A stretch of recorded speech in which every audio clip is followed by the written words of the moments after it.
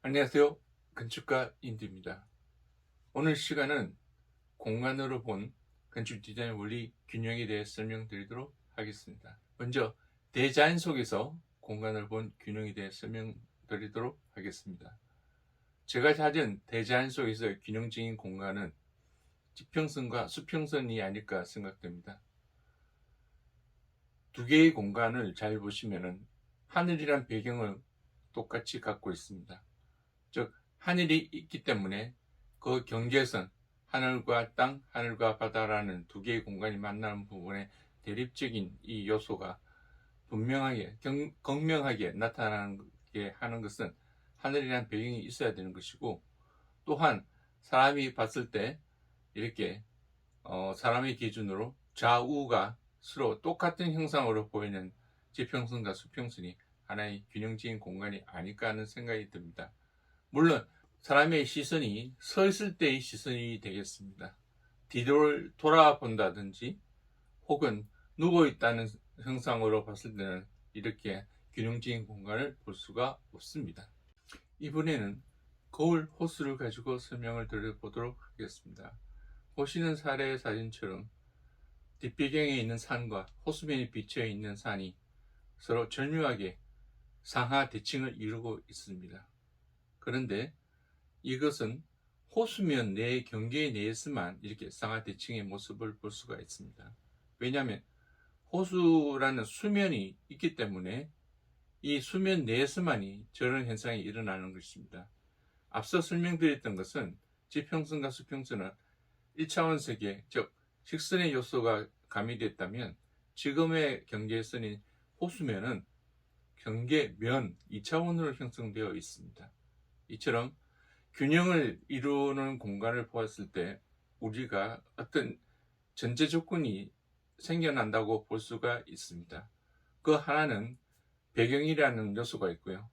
그리고 또 하나는 경계, 그리고 경계가 형성되어야지만이 균형을 느낄 수 있도록 사람이 바라보는 시선, 그리고 위치가 균형을 느낄 수 있게 만드는 것입니다. 그래서 이번에는 건축물을 가지고 균형을 어떻게 이루는지, 공간 장소에서 건축물은 어떤 역할을 하는지 살펴보기 위해서 저는 대표적으로 균형미가 아주 세계에서 1등을 할 수 있는 타지마할을 가지고 설명을 드려보도록 하겠습니다. 제가 앞서 말씀드렸던 균형의 대전제가 배경도 있고 경계도 있고 그리고 관찰자의 시선이 있다고 했을 때, 오늘 지금 설명드린 이 부분의 장표는 경계 부분입니다. 점선으로 표현되어 있는 저 부분이 담장으로 구성되어 있는데, 이 담장이 있음으로 해서 우리는 이 타지마할의 단지가 균형이 잡혀 있는 공간으로 탄생될 수 있습니다. 왜 그런지에 대해서 좀 더 자세히 설명드리도록 하겠습니다.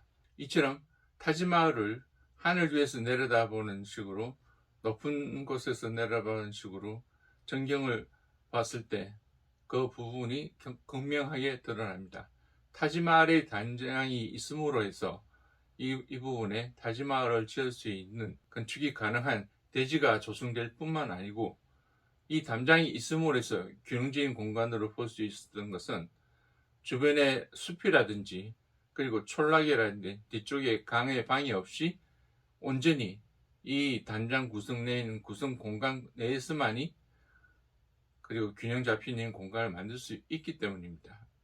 아니, 예를 들어서 경계가 없이 건물만, 타지마할의 본당만 이렇게 놓여져 있을 때는 과연 저 부분이 균형적인 공간으로 우리가 느낄 수 있는지가 의심스러울 수가 있습니다. 왜냐하면 촌락이 타지마할 대성당 바로 앞에 형성된다든지, 타지마할 대 본전 부분이 큰 나무로 가려지게 된다면 우리는 이 공간을, 균형적인 공간을 잘 볼 수가 없기 때문입니다. 아울러 경계라는 것은 액자 효과를 갖고 있습니다. 지금 보시는 사례 사진처럼 사진털이라는 프레임 내에서는 평범한 풍경도 특정한 의미를 가진 풍경으로 보여질 수 있는데, 이것이 바로 액자 효과입니다. 그만큼 주변의 불안정한 요소를 다 차단해버리고 이 털 내에서만이 어떤 인위적인 균형의 공간을 볼 수 있기 때문입니다. 여기서 인위적인 균형의 공간을 볼 수 있다고 말씀을 드리는 것은 사실은 수평선과 지평선, 거울 호수를 잘 살펴보면 인위적인 공간 내에서만이 우리가 균형을 느낀다는 것을 잘 알 수가 있기 때문입니다. 앞서 설명드렸던 내용에서 좀 언급을 드려야 되는 부분이기도 합니다만, 제가 이 액자 부분에서 강조하고 싶은 것은 지평선과 수평선은 사실은 우리 눈의 가시권 내에서만이 이것이 이루어지는 현상입니다. 사실 지구는 둥글지 않습니까? 우리가 그것을 느끼지 못할 뿐이지요. 즉 가시거리, 신체적인 효과입니다. 사진틀도 마찬가지입니다. 틀 내에서, 플레임 내에서 갇혀져 있다는 그 생각으로 인해서 우리는 이 그림이 특별해 보이기 시작하는 것입니다. 이제는 건물 본체부터 차근차근 균형적인 공간이 어떻게 형성되어 있는지를 가지고 설명을 드려보겠습니다. 이 장표에서는 제가 강조하고 싶은 것은 대칭의 기준선입니다. 저 기준선은 건물 내에서 이루어지지는 않지만 우리가 촛대부터 바닥까지 서로 좌우 대칭을 이루어 있는 하나의 중심되는 선을 우리가 발견할 수 있게 되는 것입니다. 이런 중심된 대칭 기준선이 생겼을 때 이 공간마저도 우리는 균형 잡혀 있는 공간으로 알 수 있게 됩니다. 다음은 좀 더 멀리서 타지마할을 바라보겠습니다. 타지마할의 전경에서 균형 잡혀 있는 공간을 볼 수 있는 것이 요소가 상당히 많습니다. 보시는 것처럼 건물 전체가 다 드러나면서 촛대 부분이라든지 이런 부분이 더 좌우 균층으로 대칭을 이루고 있을 뿐만 아니고, 이런 본 건물 바로 앞에 커다란 호수가 있습니다. 이 호수도 호수라기보다는 연못이겠죠. 이 연못도 커다란 구조로 이루는데, 아까 거울 호수처럼 타지마할을 상하로 대칭되게 비추고 있어서 이 역시 건축적인 요소로서 균형적인 공간을 만드는데 일조를 하고 있습니다. 그리고 주변에 건축화된 조경이라고 하죠. 나무를 깎아서 이렇게 형태를 만드는 게 건축화 조경이라고 하는데, 이 부분도 지금은 뭐 조경이 완전히 좌우를 대칭을 이루고 있지 않지만 그래도 같은 위치, 같은 높이로 이렇게 좌우로 대칭을 이루고 있습니다. 즉 타지마할의 균형은 이처럼 건물뿐만 아니고 주변과 다 같이 아우러져서 그 균형의 요소가 반복됨으로 해서 이런 균형을 갖고 있는 아름다움이 더 배가가 되고 최대의 효과로 나타내고 있습니다. 그런데 지금 다시 위에서 내려다보는 타지마할의 모습인데요. 제가 이것을 다시 끄집어낸 이유는 좀 더 종합적으로 균형이 잡혀 있는 공간이 어떤 것인지를 좀 말씀을 다시 한번 드려보겠습니다. 아까 배경이 하늘이라는 부분도 있지만은 호수면도 있게 되고요. 타지마할은 배경이 되는 부분은 저는 이렇게 경계로 이루고 있는 담장, 땅의 영역이라고 봅니다. 딱 경계로 있는 담장 내부가 타지마할의 균형을 이루는 배경의 큰 원이라고 보고 있고요. 그리고 대지의 중심과 배경의 중심이라고 할 수 있는, 담장의 중심이라고 할 수 있는 부분이 대칭의 기준선이 됩니다. 이것은 왜냐하면 타지마할을 보시면 건물뿐만 아니고 주변에 조성되어 있는 조경 요소까지 이 대지의 중심선을 기준으로 대칭적인, 좌우 대칭적인 효소를 형성하고 있습니다. 흔히 우리들은 이것을 메인축이라고 하는데요. 축은 제가 주장하고 싶은 것은 사람의 한 지점부터 대상하고자 하는 그 지점까지 가상으로 이어지는 선이라고 말씀을 드리고 싶은데요.